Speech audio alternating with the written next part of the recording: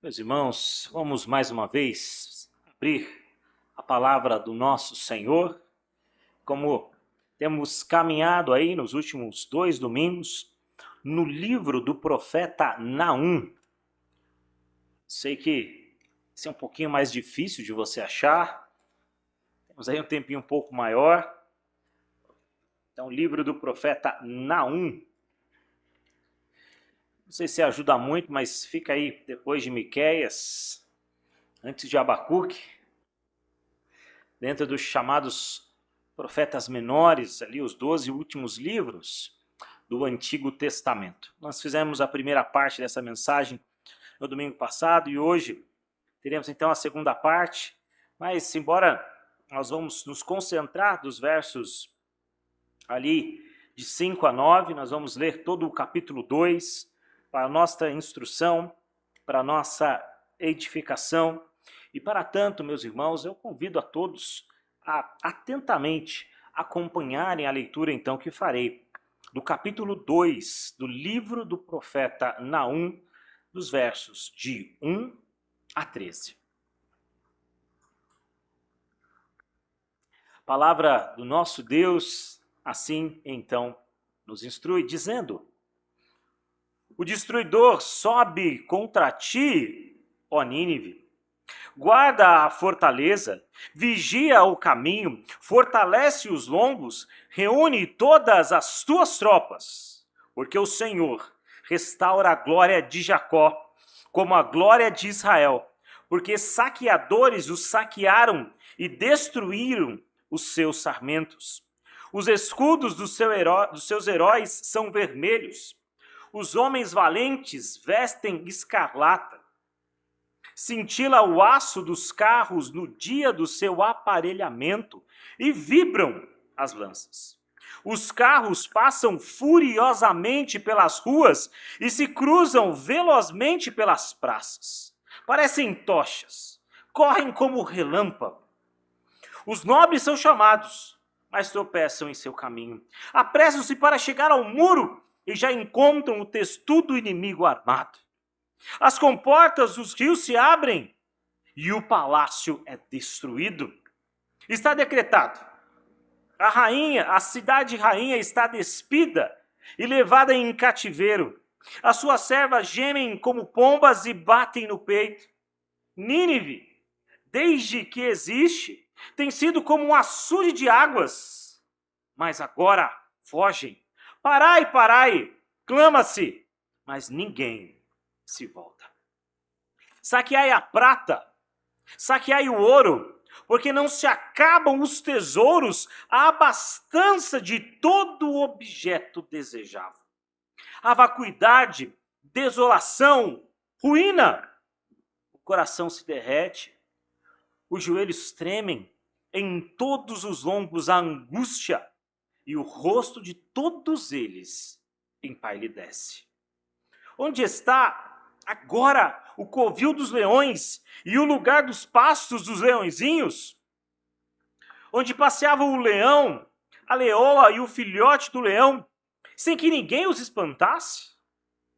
O leão arrebatava o bastante para os seus filhotes, estrangulava a presa para as suas leoas, e enchia de vítimas as suas cavernas e os seus covis de rapina. Eis que eu estou contra ti, diz o Senhor dos Exércitos.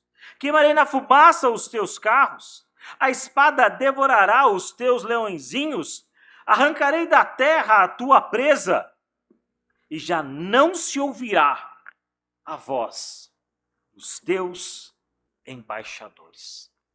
Irmãos, eu tenho certeza que você lembra qual foi o tema da última mensagem.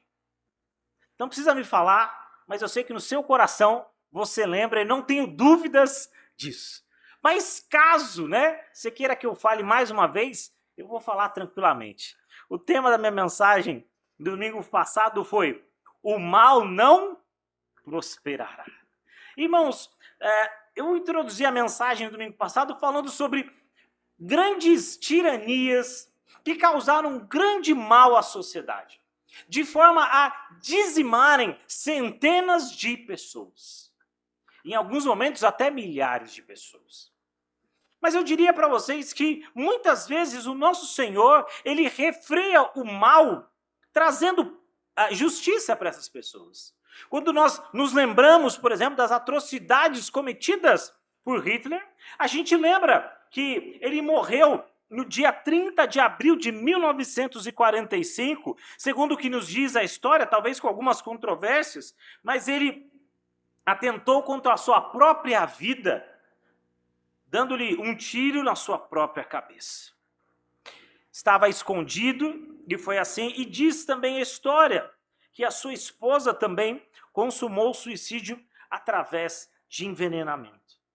Mussolini, que também foi um dos tiranos, diz que ele morreu em 28 de abril, o ditador fascista italiano, também do ano de 1945, ou seja, 2 dias antes de Hitler, e o que nos diz a história é que ele foi executado sumariamente no norte da Itália. O regime da União das Repúblicas Socialistas Soviéticas oficialmente teve sua formação em 1921, mas caiu no ano de 1991.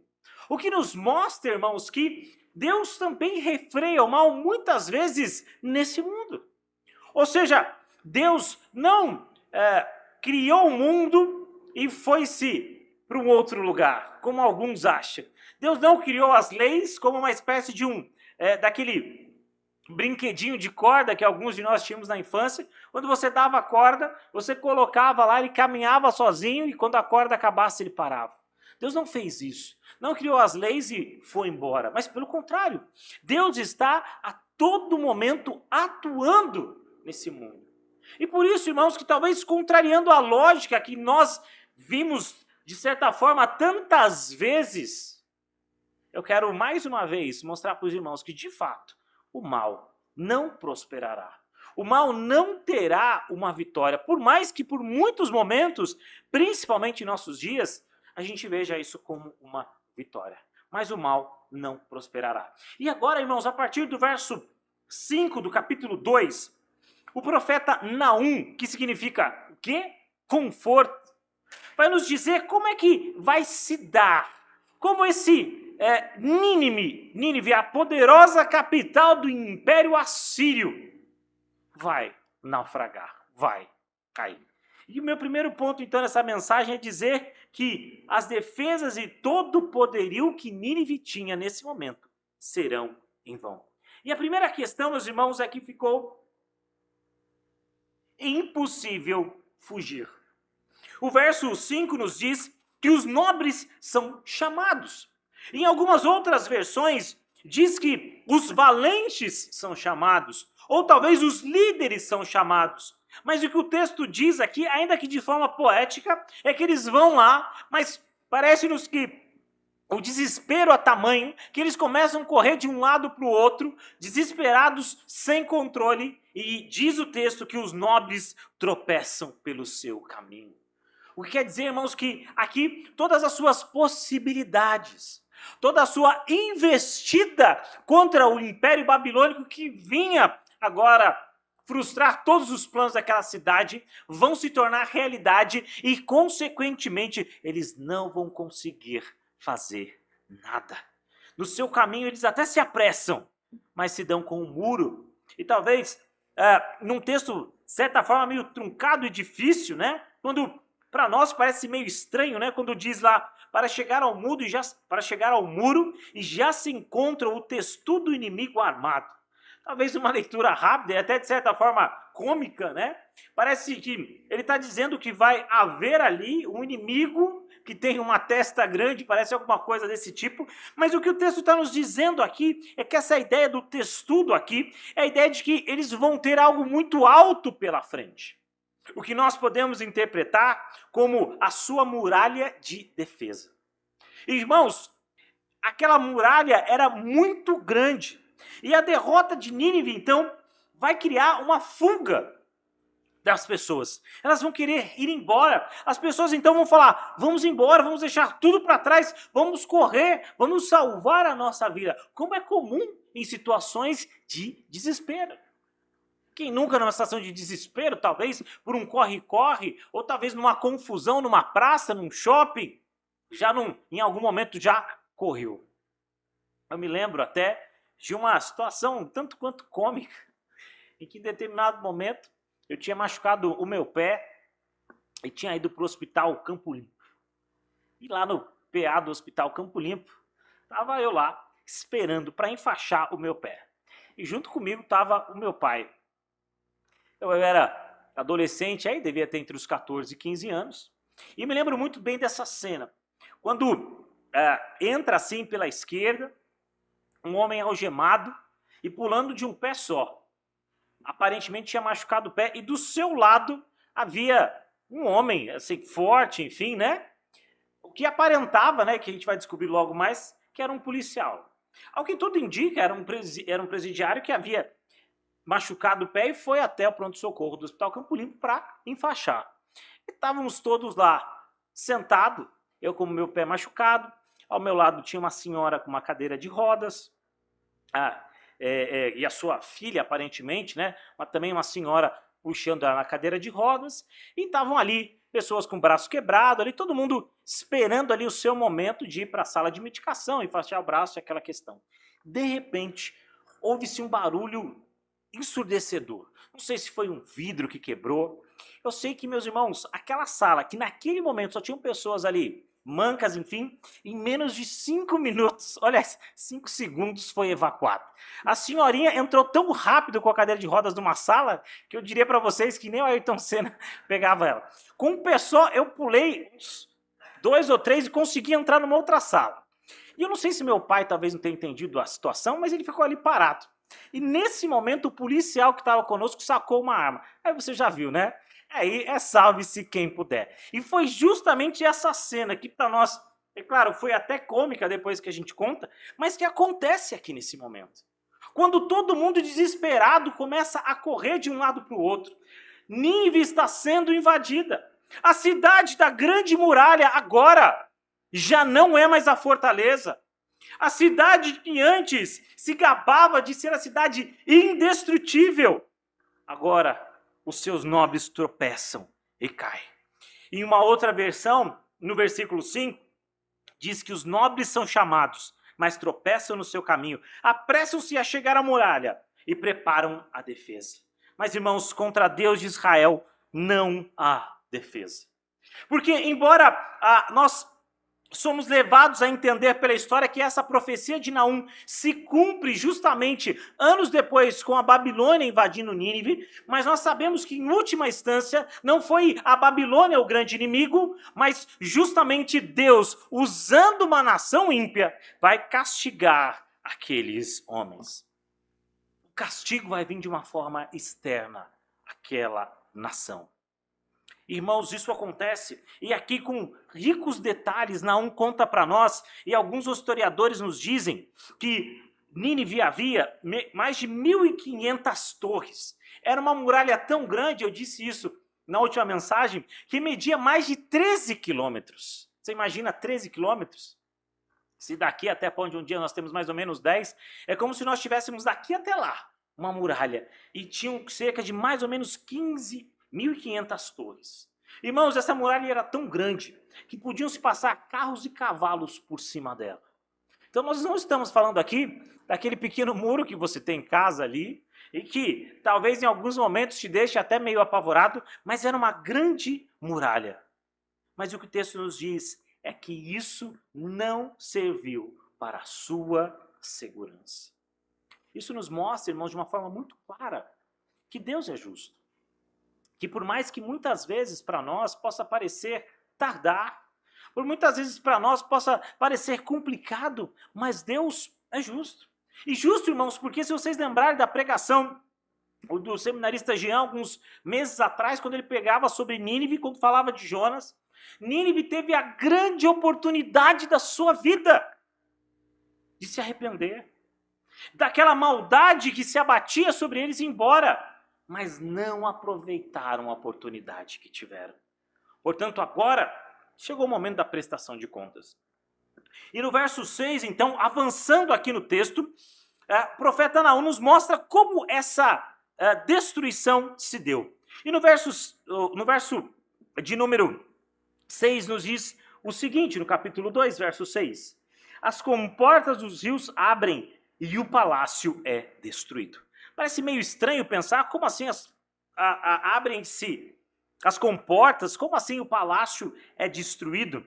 Irmãos, alguns historiadores dizem que passava-se um rio dentro da cidade de Nínive, um rio chamado Rio Cozer. Esse rio cortava toda a cidade. E uma das táticas de guerra dos babilônicos foi justamente construir uma grande barragem sobre esse rio. Então você imagina um rio passando, se constrói uma grande barragem. Então os babilônios construíram uma grande barragem, esse rio então foi de certa forma secando e criando ali uma espécie de uma força.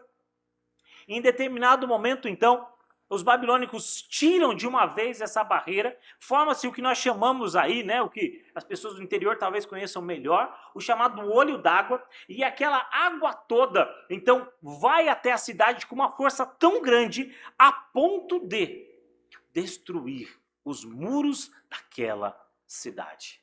Ou seja, exatamente como o profeta Naum descreve, assim acontece a destruição.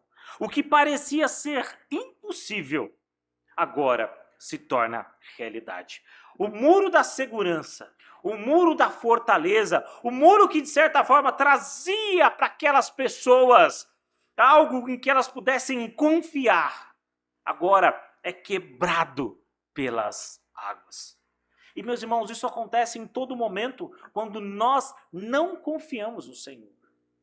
Muitas vezes as pessoas colocam a sua confiança em várias coisas. Talvez no seu cônjuge, talvez no seu filho, talvez ali no seu bom emprego, talvez ali na sua conta bancária. E nós somos tentados a colocar a nossa confiança não em Deus, mas nas coisas.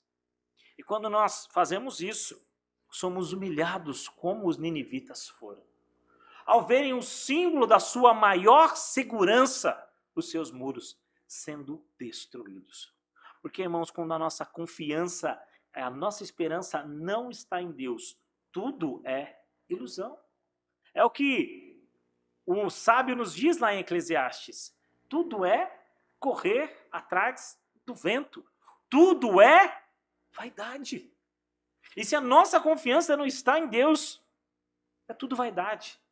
É tudo correr atrás do vento. É colocar a sua esperança onde não há esperança. É colocar o seu coração para uma certeza de uma desilusão. Mas aqui, irmãos, o crédito pela vitória não é atribuído àquela nação. Aos medos, aos babilônicos que se uniram para aquela batalha. Mas é a Deus. Os invasores, então, nesse momento, são agora reconhecidos dentro da cidade. A fortaleza é quebrada e o inimigo está à porta. E o profeta então caminha nos contando um pouco mais de como acontece essa destruição e diz que a cidade de Nínive se tornou, e a derrota da cidade de Nínive se tornou inadiável. E para mostrar isso, ele diz que a cidade rainha está despida e levado em cativeiro, e as suas servas gemem como pombo que batem. A ideia aqui, ou talvez a cena que o profeta Naum nos conta, é de uma cidade. E ele chama aqui de uma cidade rainha, ou seja, de uma cidade poderosa, mas que nesse momento foi despida de todo o seu poderio. Foi despida de toda a sua glória. E o relato aqui é de que as suas servas gemem como pombo e batem no seu peito. Irmãos, quando uma nação perdia uma batalha, era muito comum que muitas pessoas fossem levadas para a cidade vencedora, escravas. E um costume é que isso acontecesse e elas eram despidas. Eram amarradas e entravam pela cidade ao som de barulhos e festas. Mas o que era festa para os vencedores era humilhação para todos os perdedores. E essa cena de Naum nos mostra que Nínive não só foi destruída, que Nínive não só foi subvertida, mas que ela foi humilhada. Não foi só uma derrota. Não foi só um 2-1. Foi um 7-1. Talvez até mais, né? Foi isso que aconteceu. Uma derrota humilhante. E agora, as mulheres, os homens são levados escravos. Passam pelo cortejo, lá atrás, onde vem todas as pessoas olhando para eles de forma vergonhosa. E diz o texto ainda no verso 8, quando diz: Nínive, desde que existe, tem sido um açude de águas. No sentido de que Nínive tem ali sido algo grandioso. Mas agora ele nos diz: mas agora fogem. Parai, parai, diz o texto. Clamem-se, mas ninguém volta. Ou seja, eles clamam para que aquela derrota pare, como um pesadelo que ao acordar seria ali dissipado. Mas isso não acontece. O pesadelo daqueles homens e mulheres se torna a realidade. A cidade de Nínive, que era conhecida por seu açude, por esse rio que abastecia, agora é incendiada.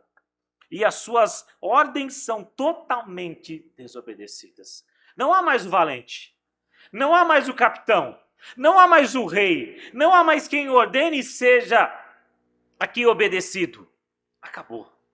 Os seus embaixadores foram derrotados, os seus reis foram mortos e os seus príncipes estão sendo levados cativos. Os moradores de Nínive ficaram tão estonteados que mesmo em fuga, mesmo tentando os animar, já não havia mais o que animasse. Por isso, o verso 9 nos diz que há ali um grande saque.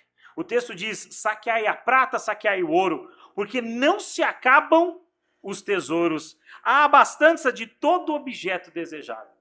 Que interessante pensar, né? Naquela cidade diz o texto que há abastança, ou seja, há muito do que de todo objeto desejável.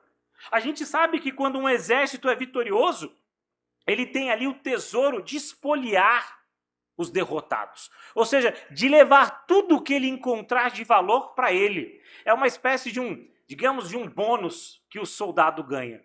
E a cidade de Nínive tinha muito. E a pergunta é, você sabe por que a cidade de Nínive tinha muito? Sabe por que a cidade de Nínive estava abastada? Sabe por que lá havia muito ouro, havia muito tesouro, muita prata? Porque, meus irmãos, aquela nação foi por quase 2000 anos uma nação vitoriosa em quase todas as suas batalhas. Espoliaram exércitos e mais exércitos, cidade e mais cidade. Só para nós termos uma ideia, a própria Judá pagava imposto e tributo para o rei da Síria. Ou seja, aliás, para o rei lá em Nínive, né, para o reino assírio. Todas as nações, de certa forma, eram espoliadas por Nínive. Por isso que lá há muito.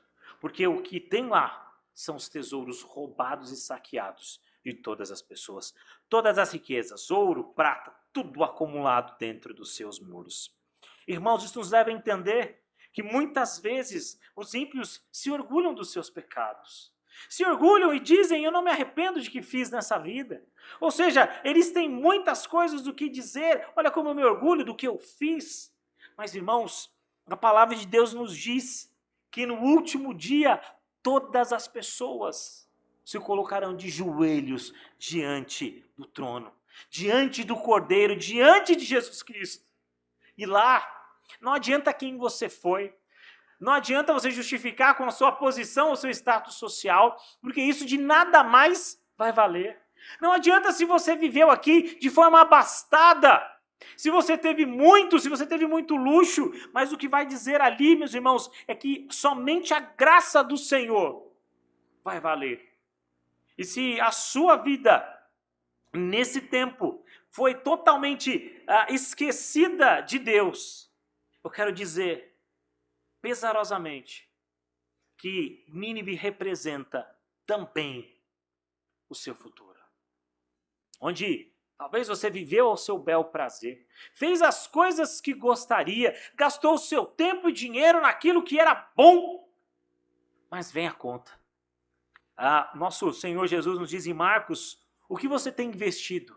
Ô jovem, o que você tem colocado a sua alma? De quem é? Porque um dia te pedirão contas. E essa é uma pergunta, irmãos, que não pode sair da nossa cabeça. Porque um dia Deus também nos pedirá contas das coisas que fizemos. Assim, não há orgulho pelo pecado. As pessoas que se orgulham dos seus pecados, elas não sabem o tremendo mal que fazem à sua própria alma. Porque naquele dia, o que ela considerava tesouro vai ser tirado. O que ela considerava bom já não vai existir. E aquele pecado, já agora, vai ser para a sua condenação. E estamos aí, naquela famosa semana do carnaval. Onde, possivelmente, se você estiver por aqui e se você ligar a sua TV, você vai ver coisas das mais horríveis possíveis. Onde talvez para nós, ou talvez para a nossa sociedade, melhor dizendo, parece que nos está liberado a ideia da imoralidade. Está tudo liberado. E aquilo que parece ser tão bonito e trazer orgulho para essas pessoas, assim como Nínive no seu tesouro, naquele último dia, trará para si condenação. Irmãos, isso nos deve gerar pelo menos dois sentimentos. O primeiro, de compaixão porque não conhecem a Deus. Mas um segundo também, de vontade de anunciar o Evangelho. Quantas pessoas que convivem conosco, que nós encontramos diariamente no nosso trabalho, correm, e esse, meus irmãos, é o futuro delas.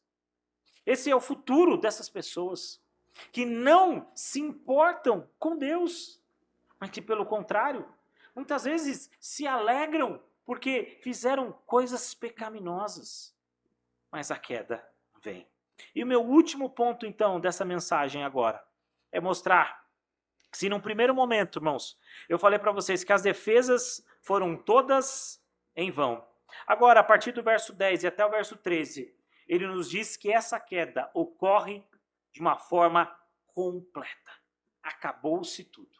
As defesas foram em vão. E agora, Nínive é o lugar do terror. O verso 10, então, nos diz que o terror que os assírios impuseram a todas as nações, agora se acha na sua própria nação. Aquilo que eles haviam feito muitas e muitas vezes com outras cidades, inclusive com a própria Israel, com o Reino do Norte, agora vai ser com eles. O texto nos diz no verso 10, a vacuidade, ou seja, não tem ninguém. Desolação, tristeza. E onde havia grandes prédios, suntuosos jardins, agora há ruína. O coração se derrete e os joelhos tremem. Em todos os lombos há angústia. E é interessante porque diz que o rosto de todos empalidece. Interessante pensar que quando você fica com muito medo, é muito comum que você fique com o rosto branco, né? Uma feição pálida. Sabe quando você fica, talvez, por algum motivo, doença, quem sabe, você fica um tempo sem comer, ou fica, talvez, ali internado por alguma coisa, é muito comum que as nossas forças vão se acabando e a gente começa a ficar mais pálido. Porque essa é a foto da cidade. Uma cidade que agora está pálida, que está fraca, que está com medo. A cidade então vai ser arrasada pela crueldade dos seus inimigos. A cidade que saqueou o mundo, que edificou seus poderes e reis soberbos, monumentos com sangue, agora é pilhada. A cidade que impôs terror aos povos está tremendo. Os irmãos terem ideia do que eu estou dizendo, há um relato aqui de um dos reis de Nínive, e que diz que ele construiu uma torre com a pele dos seus inimigos. Ele esfoliava os seus inimigos, tirava a pele deles, ainda vivos, e construiu uma torre com elas. Junto talvez ali com a massa, com a mistura e com as pedras, e ele se orgulhava daquilo. Como se fosse para ele algo extremamente imponente. E agora tudo o que aquela nação havia feito de mal se volta contra ela. A justiça é arrasadora. Em segundo lugar, a selvageria que foi imposta aqui, agora desce sobre eles. E ele diz, num verso muito emblemático, ele fala, agora o covil dos leões, o pasto dos leõezinhos, se tornou agora ou se acabou. Talvez você pense assim, mas pastor, por que esses versos 11 e 12 quer dizer? Por que ele usa essa analogia? Por que ele compara a cidade de Nínive com leões? Porque, irmãos, Nínive tinha um grande símbolo de força. E o símbolo de força daquela cidade eram leões. Era muito comum, diz os historiadores, que monumentos com a feição ou com o rosto de leão eram colocados em seus palácios. E que muitas estátuas de leão eram espalhadas pela cidade. Algo como se eu quisesse mostrar o meu poderio. De tal forma que o leão simbolizava a cidade de Nínive. Então, quando ele faz essa analogia aqui, o profeta está nos dizendo que o leão, ou seja, aquele animal que simbolizava os ninivitas, antes ele tinha uma longa vida. E diz o texto que ele passeava, né, a ideia com seus leõezinhos, como uma espécie de passeava com a sua família. O leão, a leoa, o filhote, e ele fazia isso de uma forma tranquila. E o texto até pergunta, quem os espantaria? Quem faria mal para eles? E o texto segue, o leão arrebatava muito, tanto para ele quanto para os seus filhotes. E o texto diz que ele enchia de cadáveres, ou de rapina, como está no texto, a sua caverna. No sentido de que ele abastava a sua família com alimento. Ele tinha, não pouquinho, mas ele tinha muito. A ponto de ele dizer, havia lá muito. Só que agora tudo isso acabou. Por muito tempo a Síria havia se mostrado como um leão feroz, de modo que ele tratava as suas vítimas justamente como cadáveres. O Império Assírio invadia cidades, conquistava a terra, saqueava a riqueza, trazia todos os bens, desfrutava ali de tudo o que era bom, mas diz o texto agora que isso acabou. E para mostrar isso, ele fecha então no verso 13 dizendo para nós o seguinte, eis que eu sou contra ti, diz o Senhor dos exércitos. Queimarei na fumaça os teus carros, e a espada devorará os teus leõezinhos. Arrancarei da terra a tua presa, e já não se ouvirá a voz do seu embaixador. Ele diz, sabe isso? Essa cidade bonita, que tudo isso acontecia, acabou. Acabou pela sua impiedade. Acabou pelo seu mal. Acabou porque agora a justiça do Senhor chegou. E o verso 13 deixa claro que o Senhor dos exércitos diz, eu estou contra vocês. A Bíblia diz que horrenda coisa é cair nas mãos do Deus. Horrenda coisa, meus irmãos, é desafiar a Deus. É ir contra as leis de Deus. Isso é loucura. E esse mundo lá fora vai contra o que o Senhor vai dizer. E a palavra nos diz que eles vão conhecer ainda esse mundo. E é algo que acontece lá, meus irmãos, que fecha aqui essa ideia da destruição de uma forma tão grande, que diz lá no finalzinho do verso 13, quando Naum terminando aqui, ele diz que já não se ouvirá a voz dos embaixadores. Sabe para que servem os embaixadores? Embaixadores normalmente são representantes da sua nação em uma outra nação. Então é comum, o Brasil tem embaixadores em outros países têm embaixadores também no Brasil. Isso é normal, porque as embaixadas, elas representam o interesse daquele país no país amigo, num país vizinho. E quando o texto nos diz que os seus embaixadores não se ouve mais, é porque a destruição foi tão grande que não há mais qualquer cidade onde eles são bem-vindos. Não há mais aqui qualquer embaixador em lugar. Até porque não há mais quem esses embaixadores possam representar. O seu país acabou. A sua cidade acabou. Não existe mais representação. Acabou com Nínive. Irmãos, Provérbios nos diz que no bem-estar dos justos exulta a cidade, e perecendo os perversos, a júbilo. E é o que acontece. Eu queria concluir então, meus irmãos, essa mensagem que eu fiz aqui em 2 etapas.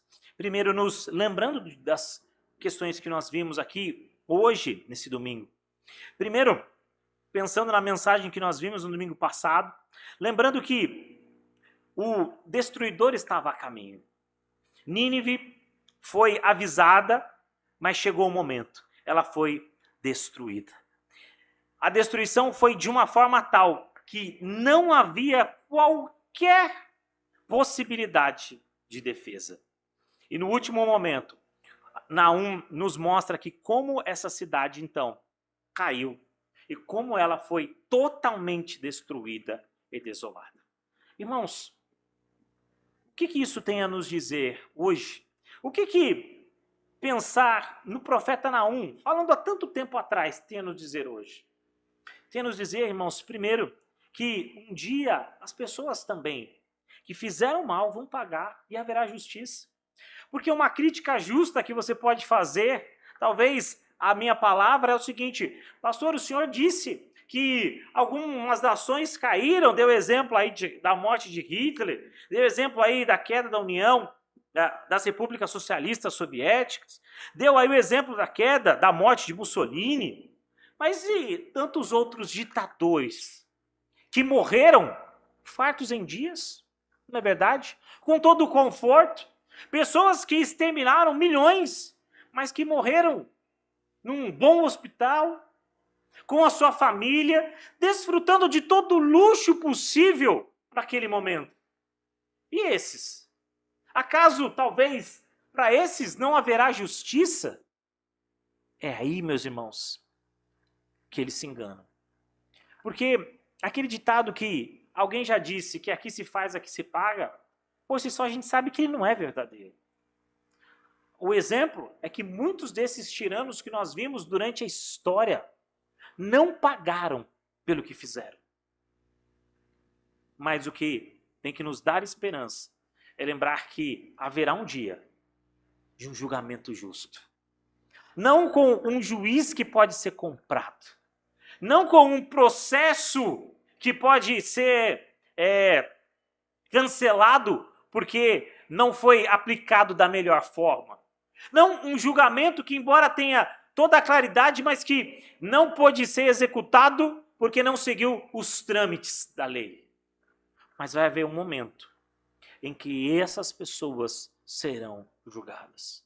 Em que haverá a paga pelo que fizeram, pelo terror que consumiram, pelas pessoas e pela destruição que provocaram. Por isso, irmãos, isso tem que gerar no nosso coração sempre a ideia de que a nossa justiça, ela não está nessa terra. Porque se nosso coração espera a justiça nesse mundo, nós somos os mais infelizes de todos os homens. Se você espera que nesse mundo aqui a justiça seja feita de forma cabal, e permita-te dizer aqui com muita sinceridade, isso não vai acontecer. Mas, meus irmãos, a nossa esperança e a nossa justiça está em Jesus Cristo. Por saber que um dia Ele veio a esse mundo e morreu por nós, para que nós então estivéssemos como família do Senhor, agora junto dEle.